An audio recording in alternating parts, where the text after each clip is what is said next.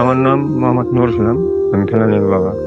সুন্দর করে সাজিয়ে বিয়ার আয়োজন করে পড়িয়া সব রেডি করে নিয়ে আসতেছিলাম। দিয়েছে ওমেন ঘোষ, আমার মেয়েটাকে পাখির মতন গুলি করে চিতল মাইরা কাটা তারে ঝুলে দিছে। আমার ফেলানিকে এই যে এইখানে ঝুলে রাখছে, ওই কাটা তারে মাথায় ঝুলে রাখছিল, কিন্তু আমি এখনো বিচার পাইনি। বিচার পাবো কি? আমাদের দেশের সরকার উল্টে তাদের পক্ষে হয়ে কথা বলছিল।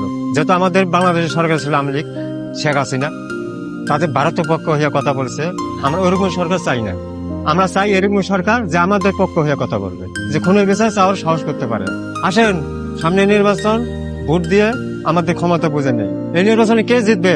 আমাদের বাংলাদেশ জিতে, যেটা আমাদের দেশের চাবি আমাদের হাতে। দেশের চাবি আমাদের হাতে, দেশের চাবি আমাদের হাতে, দেশের চাবি আমাদের হাতে, দেশের চাবি আমাদের হাতে, দেশের চাবি আমাদের হাতে।